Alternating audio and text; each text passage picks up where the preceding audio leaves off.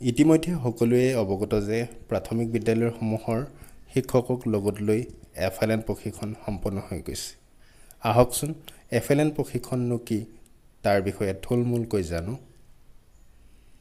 ৰাষ্ট্ৰীয় শিক্ষানীতিৰ আধাৰত ৰাষ্ট্ৰীয় পাঠ্যক্ৰম ৰূপৰেখাই এক নিৰ্দিষ্ট লক্ষ্যত উপনীত হ'বৰ বাবে সুন্দৰ ৰূপৰেখা প্ৰস্তুত কৰিছে আৰু মূল ৰাজহাড় হ'ল FLN, যি শিক্ষকক লগত লৈ বুনিয়াদী স্তৰত ছাত্ৰ-ছাত্ৰীক সাক্ষৰতা আৰু সাংখ্যিকতাৰ ক্ষেত্ৰত যাতে পৰ্যায়ক্ৰমে আগুৱাই লৈ যাব পাৰে তাৰ প্ৰতি দায়বদ্ধ। 5 দিনীয়া প্ৰশিক্ষণত শিক্ষাগুৰুসকলে প্ৰতিটো দিশত কেনেকৈ প্ৰস্তুত বা ব্যৱহাৰ কৰিব তাৰ প্ৰতি বিশদভাৱে আলোচনা কৰে। দিনটোৰ শেষত পুনৰ আলোচনা কৰি পিছদিনা প্ৰতিবেদন পাঠ কৰা হয়।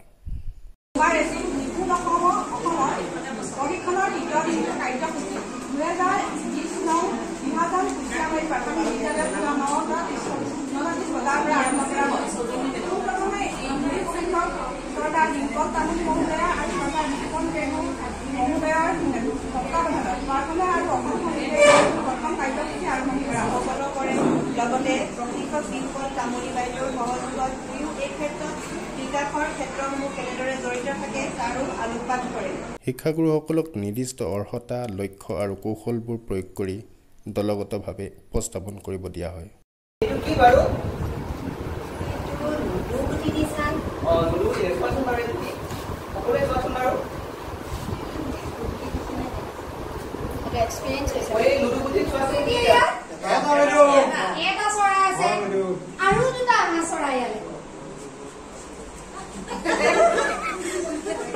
দলগত কিছু কাম কৰিব দিয়া হয় য'ত নিজা নিজা প্ৰতিভাসমূহ ব্যৱহাৰ কৰা হয়।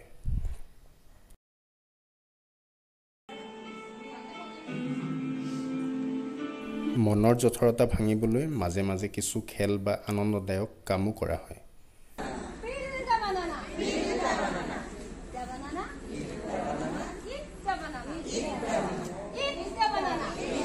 শিক্ষাগুৰুসকলৰ প্ৰতিভা বিকাশৰ বাবে শিক্ষণ সামগ্ৰীৰ মেলাও পতা হয়।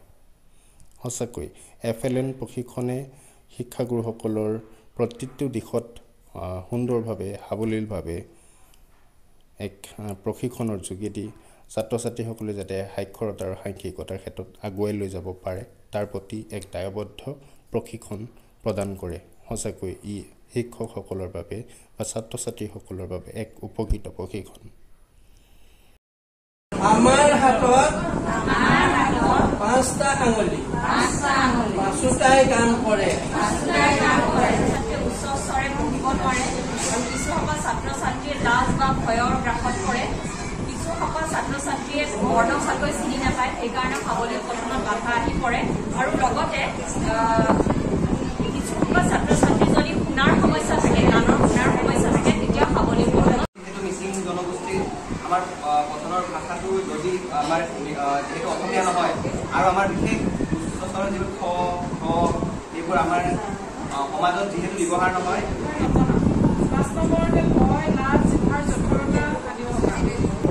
ৰিডিং গ্ৰুপ আৰু ৰিডিং গ্ৰুপে সৰ্বমুঠ 6টা কুৱেশ্যনৰ শুদ্ধ উত্তৰ দি 12 নম্বৰ পাইছে।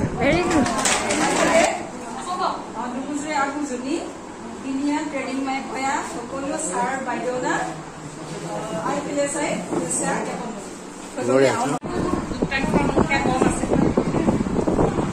অংকুৰত নগৰৰ পৰিৱেশ আমাক বেছিকৈ দিয়া আছে। চহৰৰ সমাহাৰ ছবিটো চোৱাচোন, সকলোৰে সুন্দৰকৈ নিৰীক্ষণ কৰা। কমলে ভাৱ ধ্বনি আৰু চিহ্নৰ পৰিচয়, চিহ্নৰ ভাগৰ পৰিচয় নহ'লে সাৱলীকৰণত অভিভাৱকৰ লক্ষ্য কৰে আৰু আমাৰ কৈছিল যে আমাৰ টাইম টেবুল মানি আমাৰ শিক্ষকসকল আহে, টাইম টেবুল লগতে ক্লাছ লগায় আৰু অভিভাৱকৰ লগত আমি খুব ওতঃপ্ৰোত সম্পৰ্ক ৰাখোঁ যে আমি তেওঁলোকৰ যিকোনো অভাৱ, যিকোনো সমস্যা আমি ফুলফিল কৰিবলৈ যত্ন কৰোঁ। এনেকৈ ছাত্ৰ-ছাত্ৰীক বুজাবলৈ বহুত সুবিধা, যিখন এতিয়া বৰ্তমান হয়তো ঝংকাৰখনত ইনক্লুড কৰিছে। মানে ল'ৰা-ছোৱালীখিনিয়ে আমি ইতিমধ্যে বুজোৱা কথাখিনি কিমান আয়ত্ব কৰিব পাৰিছে নে নাই পৰা, সেয়া ল'ৰা-ছোৱালীখিনিৰ মাজৰ পৰা বাছি উলিয়াব পৰাটো হৈছে এই মানে চেকচনে কৰিব বুলি ভাবিছোঁ।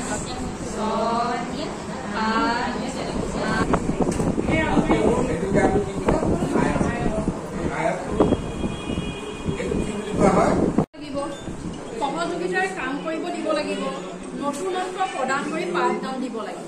ইয়াৰ বাবে নিৰ্দিষ্ট সময়ত বিদ্যালয়ৰ ছাত্ৰ ছাত্ৰীসকলক শিক্ষণ ফলাফলসমূহ আয়ত্ত কৰাব পাৰিব। বিজ্ঞানিক দিশৰ উপৰিও ছাত্ৰ ছাত্ৰীৰ সহবিদ্যাৰ্থী দিশৰ বিকাশৰ বাবেও নিৰ্দিষ্ট সময়ত নিৰ্দিষ্ট ক্ৰিয়াকলাপৰ নিৰ্দেশনা শৈক্ষিক দিনপঞ্জীত পোৱা যায়। শৈক্ষিক দিনপঞ্জীৰো পৰিকল্পনা কৰা হয়। বিভিন্ন উৎসৱ তথা উদযাপনৰ দিন, খেল ধেমালি ইত্যাদিৰ বাবে ছাত্ৰ ছাত্ৰীক আগতীয়াকৈ প্ৰস্তুত কৰিব পাৰি শৈক্ষিক দিনপঞ্জীৰ জৰিয়তে ব্যৱধান দূৰ কৰা উচিত। শিক্ষাৰ্থীসকলৰ ব্যক্তিগত পাৰ্থক্য চিনাক্ত কৰি উপযুক্ত ব্যৱস্থা গ্ৰহণ কৰা। শিক্ষাৰ্থী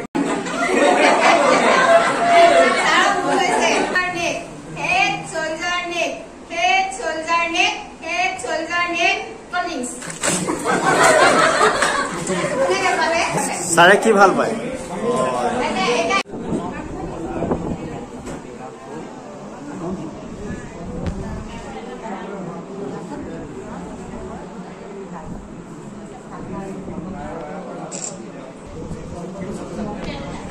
পখিলাতি কেনে ধুনীয়া, পাখি দুখনি তাৰ তেনেই কোমলীয়া। দুয়ো পাখি মেলি উৰি উৰি যায়, ফুলৰ মাজত পৰি ফুলৰ মৌ খায়। ধৰিব খোজো মই আঁতৰি যায়, আকৌ উৰি আহি মোৰ কাষ পায়। ধুনীয়া হৈছে। এওঁলোকৰ পয়েম পুস্তিকাখন বজাৰত লৈ আছিলে। আমি লিখন দলৰ ফালৰ পৰা কবিতাটো প্ৰস্তুত কৰিছিল। আমাৰ কবিতাটোৰ শিৰোনাম বৰষুণ।